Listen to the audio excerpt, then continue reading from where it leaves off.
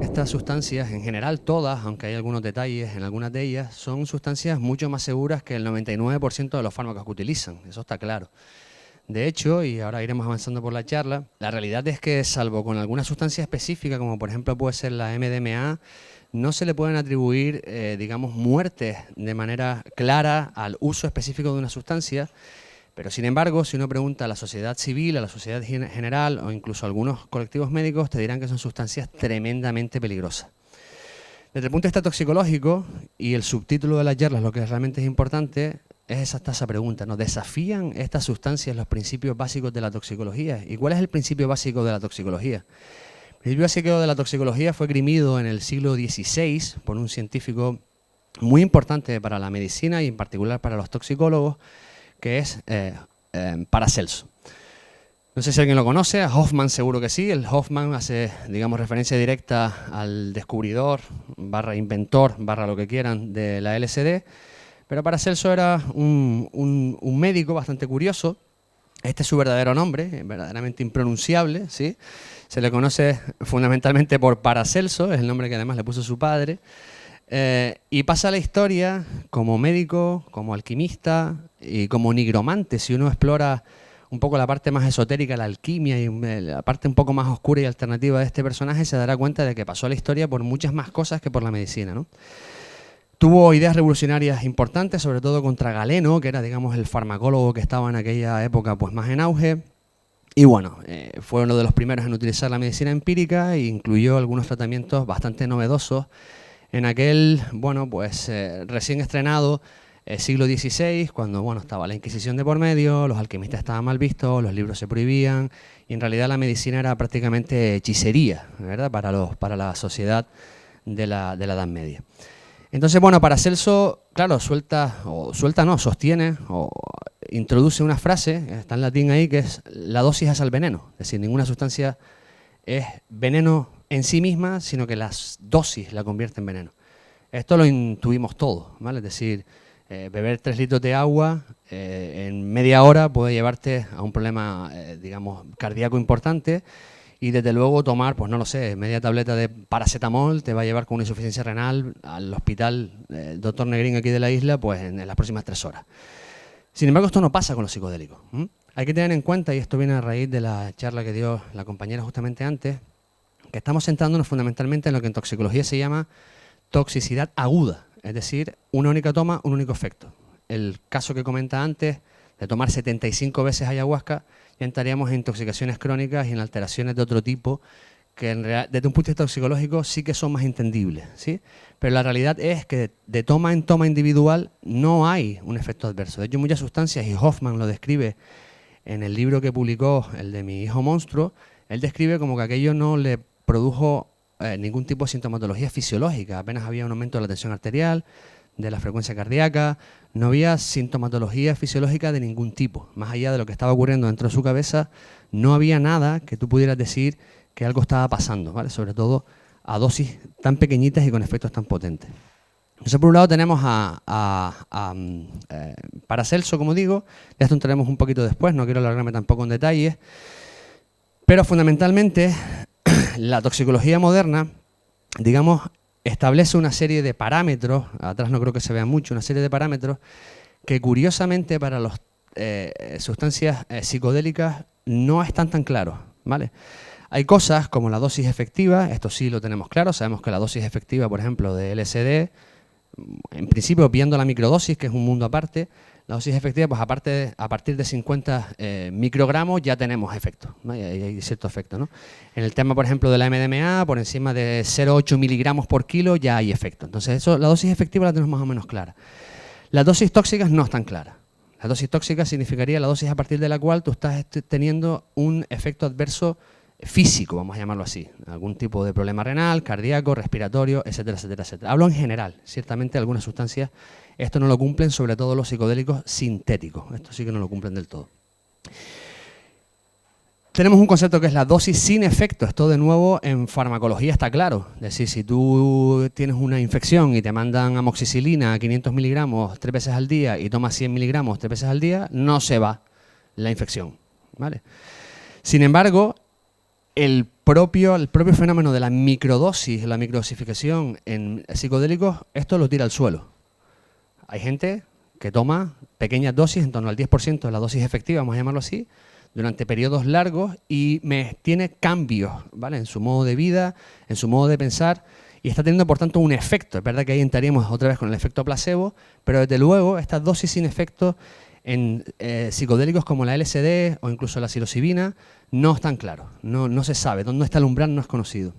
Y luego el parámetro más importante, que es este que está aquí en medio, que es la dosis letal 50. La dosis letal 50 se define en toxicología como la cantidad de un fármaco que administrado a una población mata a la mitad de los individuos sometidos a esa dosis. Esto, claro, tú puedes decir, bueno, pues esto sí se sabe, sí que se conoce, han habido muertes, ha habido un montón de problemas. Eso es lo que aparentemente la sociedad cree. La realidad es que científicamente esto no es demostrable.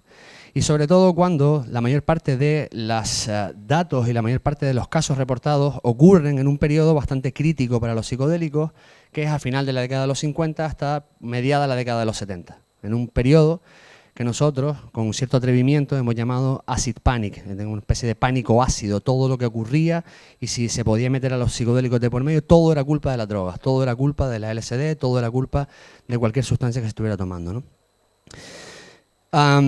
Hay que tener en cuenta esta gráfica, no quiero meterme demasiado en toxicología, pero esto es, digamos, la vida tal cual. Es decir, muchas veces, en este caso ven, por ejemplo, que para tener una dosis efectiva en el 90% de la población, ¿verdad?, hace falta que un porcentaje de la población tenga una dosis tóxica, ¿sí? Esto es toxicología clásica. Sin embargo, de nuevo, en los psicodélicos esto no está claramente diferenciado, ¿sí? Porque, como digo, la toxicidad en psicodélicos no es la toxicidad de la farmacología clásica. La toxicidad en psicodélicos podemos hablarla como problemas mentales, aparición de Alzheimer, de algún tipo de paranoia, etcétera, etcétera, etcétera. Pero tampoco estamos seguros porque siempre hay patologías de base que muchas veces debutan cuando uno juega, como digo yo, o como decimos nosotros, con la CPU del ordenador, ¿no? Esta me la salto, fundamentalmente son una manera clásica de ver cómo un fármaco se comporta en la población. Lo ideal es que el fármaco tenga una distribución normal, es decir, que si le aplicamos las dosis, pues la mayor parte de la población va a tener el efecto deseado, habiendo gente que tiene mucho efecto y gente que no tiene efecto. Y todos estos estudios no solamente no se conocen para la mayor parte de los, psicodélicos, sino que para muchos de ellos no están hechos. Y veremos algún ejemplo científico para que vean un poquito cómo este tipo de cosas, hay lagunas importantísimas. Nosotros decimos también muchas veces en la asociación, cuando hablamos de esto, que da la impresión de que se ha empezado la casa por el tejado. Así como funciona, la gente ha entrado prácticamente ya en ensayos clínicos, ha habido como una especie como de boom, donde la gente va directamente con los psicólogos, los psiquiatras a la terapia, pero la base no es conocida. Para la investigación básica en psicodélicos está todavía muy, muy por desarrollar. Este lo conocemos todos, así que me lo voy a saltar, es el otro contrincante. Si tenemos a Paracelso por un lado, tenemos a Albert Hofmann por otro, que saben que el 19 de abril, hace aproximadamente una semana, se celebró el Día de la Bici, ¿verdad?, que conmemora el descubrimiento de la LSD.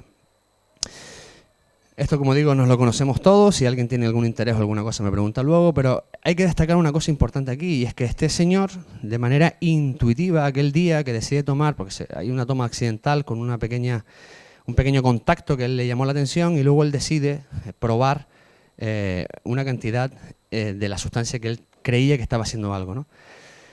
Desde luego, desde un punto de vista farmacológico, probar 0,25 miligramos es bastante poco. Hay muy pocos fármacos que funcionen, digamos, a dosis tan bajitas. Estos son los 250 microgramos de LSD, que para aquellos que tengan algo de experiencia, 250 microgramos de LSD es un viejito guapo al otro lado del arco iris.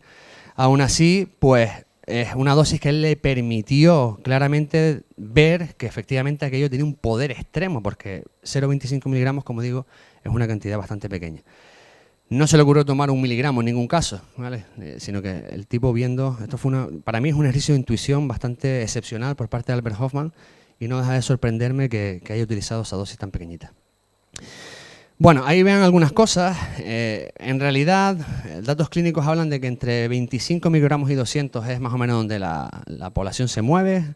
Por encima de esa dosis hay casos aislados, algún atrevido, ¿vale?, que lo ha probado por encima de esa dosis.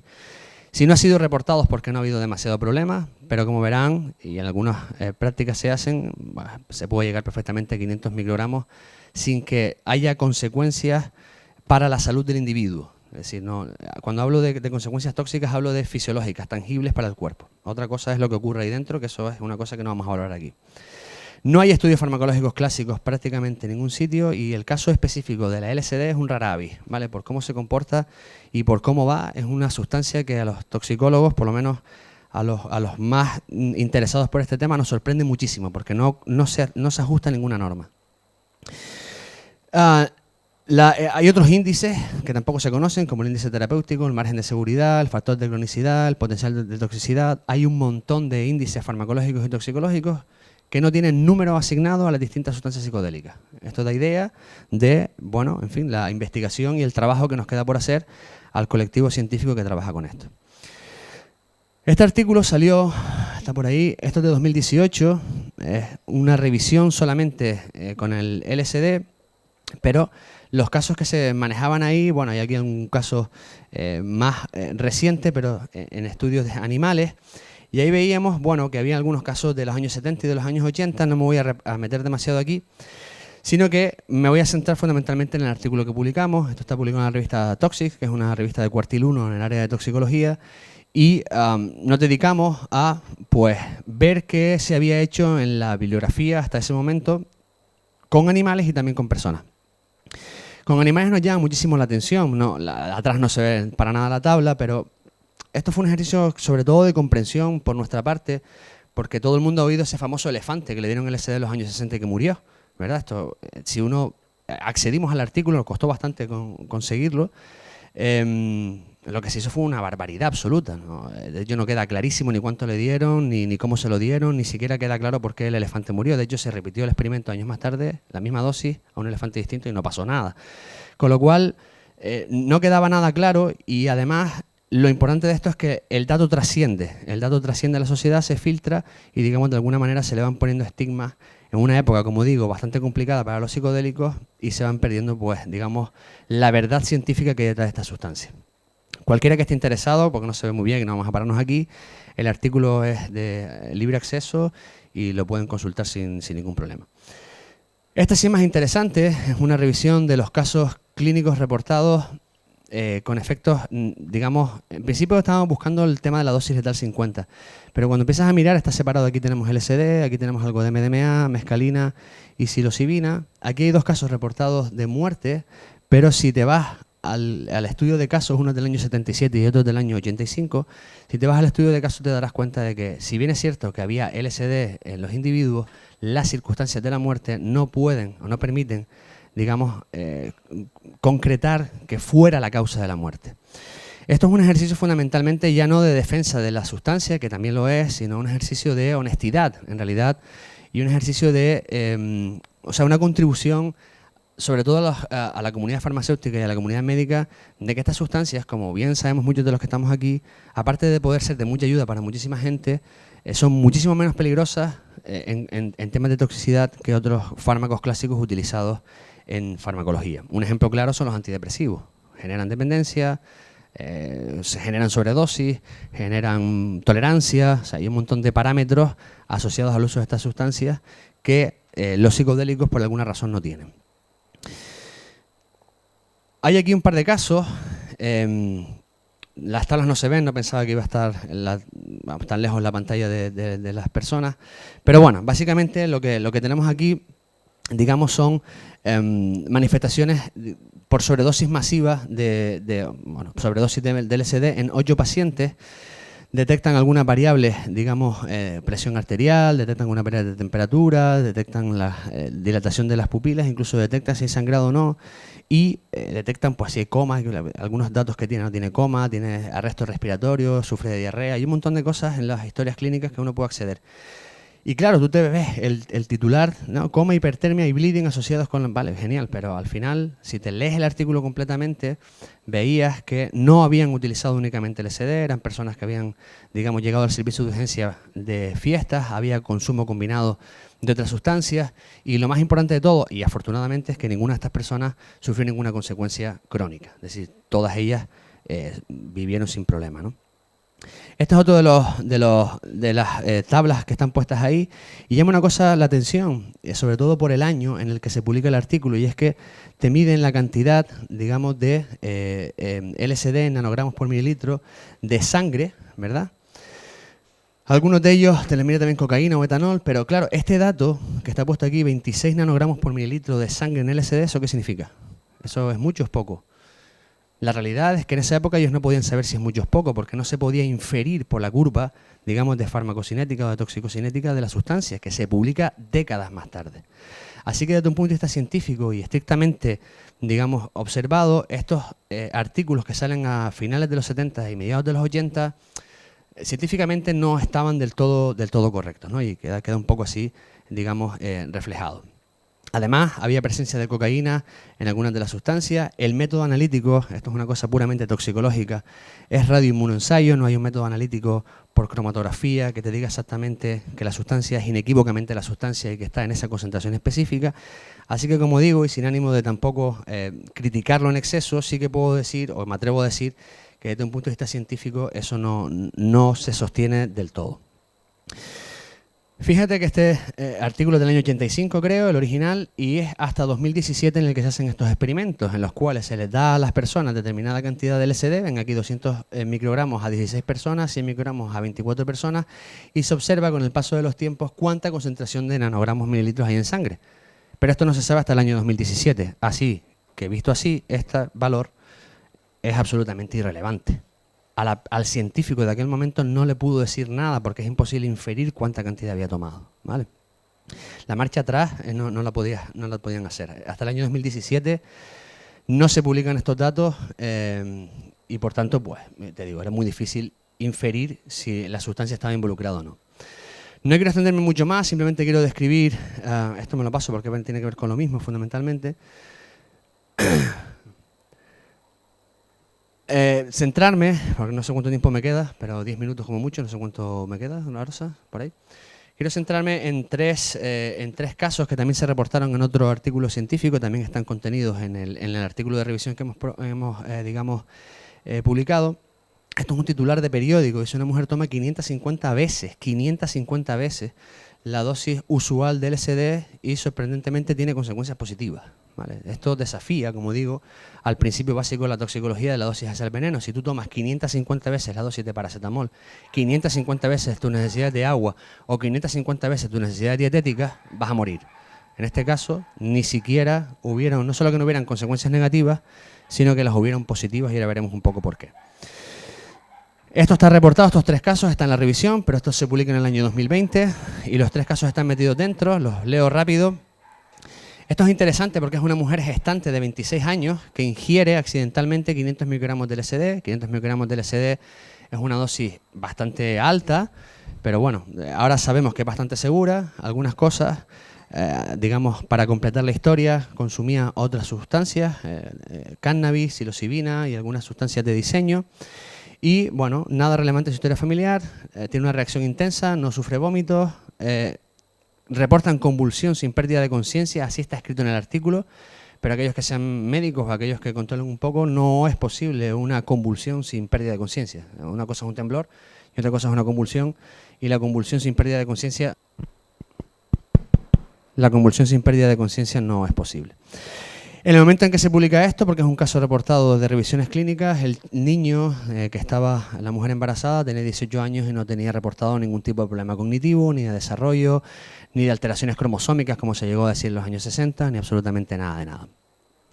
Yo me atreví aquí, aunque esto es un poco atrevido, es básicamente para provocar a la audiencia la posibilidad, en un momento dado, de utilizar este tipo de sustancias, no digo la LSD, sino sustancias psicodélicas en general, para mujeres que, por ejemplo, durante el embarazo o durante la lactancia sufren depresiones posparto, que son bastante graves, bastante fastidiadas y que en un momento dado llevan a la mujer incluso a repudiar al bebé.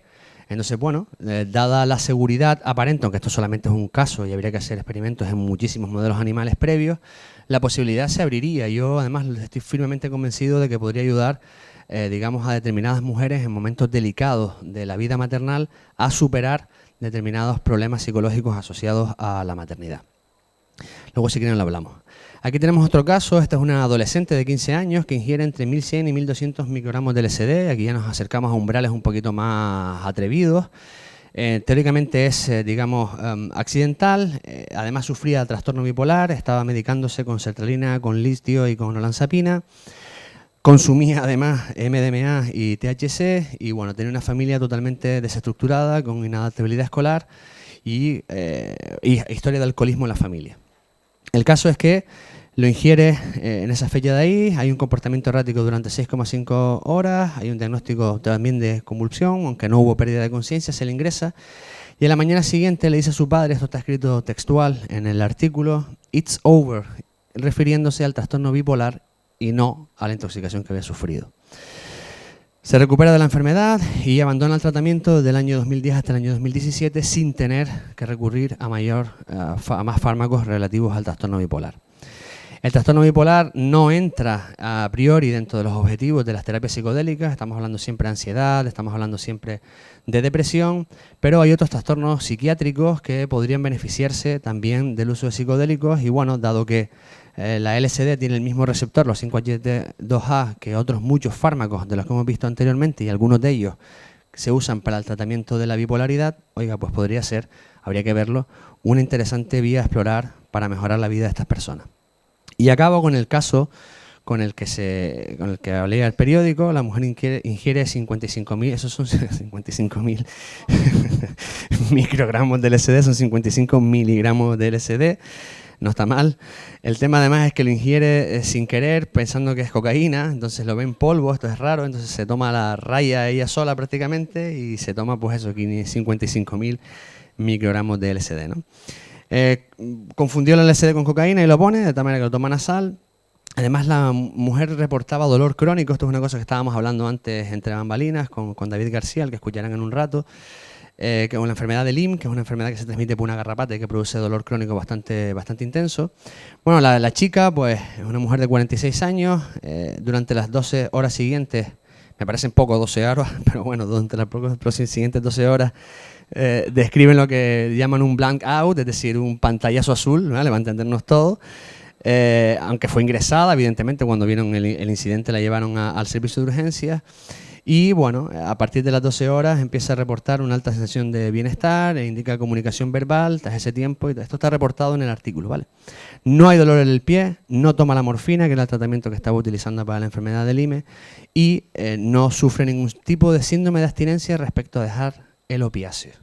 Lo cual es súper interesante porque esto sí que se está explorando bastante con otras sustancias como la ibogaína para el tratamiento de las adicciones. Repito, es un caso anecdótico, desde luego, bastante extremo, pero bueno, nos puede dar a los investigadores y a los científicos ideas para plantear pequeños proyectos de investigación a nivel más, a lo mejor en animales al principio, e intentar ir convenciendo a los colectivos médicos de que los psicodélicos pueden ser una alternativa segura, y esto sí que me atrevo a decirlo con total confianza, segura al uso habitual de fármacos.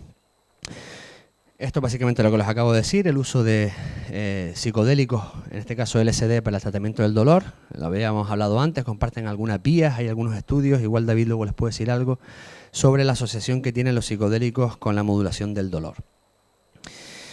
Y bueno, por concluir, no me voy a extender demasiado más, la literatura reporta algunos casos más, todos bastante cuestionables y todos publicados durante ese periodo que hemos llamado acid panic. Sin embargo, la toma de LSD de altas dosis no tiene efectos adversos, más que tienes hipertermia moderada, algo de taquicardia, etcétera, etcétera. Estos efectos son raros a las dosis normales, que es a las dosis a las que se ensayarían en la clínica. Actualmente se estima que el 10,2% de la población de Estados Unidos ha tomado LSD, lo que supone unos 31 millones de personas, sin una única muerte reportada a día de hoy. Esto sigue siendo realidad y el número ha aumentado. Y a dosis efectivas, vamos a llamarlas así, entre 50 y 200, la sustancia es muy segura. Y más aún, que esto es una cosa súper importante y que la audiencia tiene que tener siempre clara, en condiciones de toma en ambientes controlados y con objetivos controlados. Lo que han oído hablar hasta la saciedad del set and setting. El set and setting mejora absolutamente, digamos, el outcome de la toma, y de esto Jaime esta mañana seguro que les puso al día. Acabo, no me entretengo, pero básicamente observamos lo mismo cuando reportamos hacemos la revisión y enfrentamos en este caso a Hoffman contra nuestro amigo Sasha Shulgin. La MDMA es verdad que es un poquito así como más especial, pero generalmente los sustos que se han visto están asociados siempre a la fiesta, ¿verdad? La toma de alcohol, a la deshidratación, y es una sustancia que es muy difícil discernir cuánto hay de verdad, porque la realidad es que cuando se toma en ambientes controlados, la MDMA es absolutamente segura y da unos resultados buenísimos para el tema del, por ejemplo, la depresión. Está puesto este Papá Noel psicodélico aquí, lo voy a explicar brevemente porque me resulta bastante curioso que la patente se aprobara el 24 de diciembre de 1912. Fue el regalo de Navidad que nos hizo la industria farmacéutica. Además, la patenta Merck, la industria farmacéutica patenta la sustancia. Lo que pasa es que luego fue Sasa Zulgin quien le dio el uso y la exploró un poco más, ¿no? Vean esto, estas son las cosas que a nosotros como toxicólogos nos llama la atención. Si la dosis efectiva de la MDMA en humanos es 1 miligramo kilo, si tú le das 325 miligramos kilo a una rata, pues es probable que le pasen cosas, ¿vale? Entonces, no se acerca en nada a la realidad de la toma de las personas. Y luego un debate que esperamos explorar en el próximo artículo que hemos enviado, el debate de si no funcionan animales, entra el tema de la conciencia animal y la conciencia humana. ¿Cuánto de nuestra conciencia hay en el proceso curativo asociado a la toma de psicodélicos? Eso no podemos saberlo. Solamente podemos hacerlo cuando metemos animales en la ecuación, ¿no?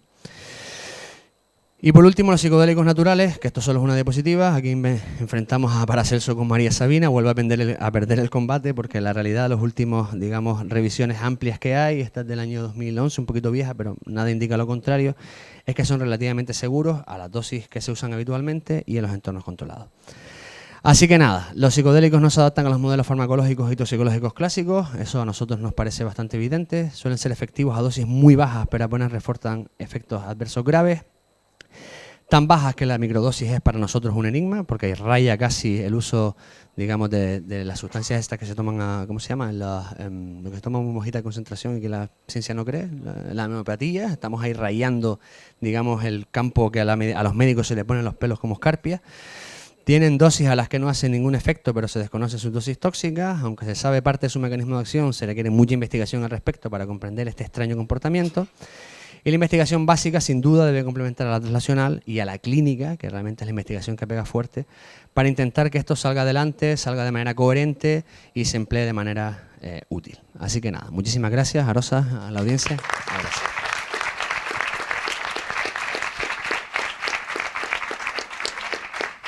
Si hay preguntas, me las hacen y si no, pues el siguiente. Muchas gracias. Están estos casos de LSD que has comentado, pero después la CIA y otras agencias de inteligencia, que no sé, hicieron sus experimentos, ¿no?, con LSD y ahí no se sabe qué dosis usaron, ¿no? Me estás tirando de la lengua en un ambiente que no... Sí, efectivamente. En el artículo, fíjate que el artículo cuando lo mandamos hubo el proceso de revisión, yo estimo que entre comillas nos lo censuraron un poco porque en la primera introducción había algunas cosas de la CIA y bueno, de la CIA, del gobierno americano, y nos lo pidieron quitar. ¿Por qué?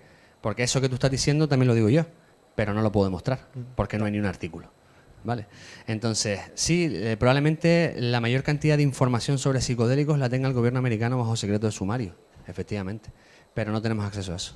De hecho, se prohíbe en el mundo entero, esto lo puedes comprobar en Wikipedia mismo, bueno, pues tenemos el libre acceso, el uso de psicodélicos, en concreto la LSD, se prohíbe, salvo para uso militar. Solo añadir una cosa, y es que tengo entendido que la gran mayoría de los documentos relacionados con el MK Ultra, que es la época de investigación militar, se desclasificaron, pero hubo muchos que se destruyeron directamente. O sea, no es que ya los tengan clasificados, es que han podido ya desaparecer del conocimiento humano para siempre. Sí, además, lo que pasa es que han dejado cosas extrañas. Yo a los alumnos en medicina que les doy una charla que se llama Psicodélico, el regreso del ángel caído, ¿vale?, haciendo una referencia muy provocativa al demonio. Hay vídeos en YouTube sobre el comportamiento de los militares cuando están bajo los efectos del LSD y son vídeos de risa, pueden ser de Benny Hill perfectamente y siguen estando en la red, no los han quitado, Vamos, no funcionan para absolutamente nada, es todo lo contrario a lo que pensaban obtener, que era, digamos, la subyugación de la voluntad. Ahí se reían, no apuntaban y no hacían absolutamente nada. Pero sí, lo que dice Antón es cierto, no solamente ya no los vamos a ver, ni siquiera censurados, sino que muchos de ellos, pues a saber, los destruirían. Y si los destruyeron significa, probablemente sea porque no aportaban demasiado. Y para no quedar... No. De hecho, por ahí hay algún reporte de experimentos de la CIA, esto también está disponible en internet con relativamente facilidad. En el agua de bebida sometieron a un poblado, creo que fue en Arizona, exacto, incluyendo niños, es decir, el agua de bebida, los niños iban a tomar agua al grifo, porque ahí se toma allí, y lo que tomaban eran pequeñas concentraciones de LSD, nadie se murió, nadie pasó nada, pero para que se hagan una idea a veces de los palos de ciego que dan los gobiernos cuando lo que quieren es controlar la población, lo que pasa es que, claro, no les salió bien la jugada, afortunadamente. ¿Alguna pregunta más? Pues muchas gracias. Y bueno, la Asociación Científica Psicodélica, aunque no es el tema de la charla, pues nació hace un par de años como un proyecto de 4 locos que se encontraron un día en un concierto y allí nos unió la psicodelia, y a partir de ahí Lucas, que no está presente aquí, tuvo la idea y nos embarcamos, y efectivamente, como decimos nosotros, o como digo yo, que estoy muy acostumbrado a esto de la ciencia y a batallar con las revistas y demás, bueno, una asociación sin ánimo de lucro con 0 euros de financiación, que tiene publicados 2 artículos y alguno que otro enviado, varias cosas en preparación y, bueno, proyectos interesantes científicos, pues no está nada mal. No hacemos demasiado ruido, nosotros vamos un poquito así como con nuestras cosas, pero siempre abiertos a colaboraciones, por supuesto, y a interaccionar con otros grupos de investigación, que es lo que nos gusta.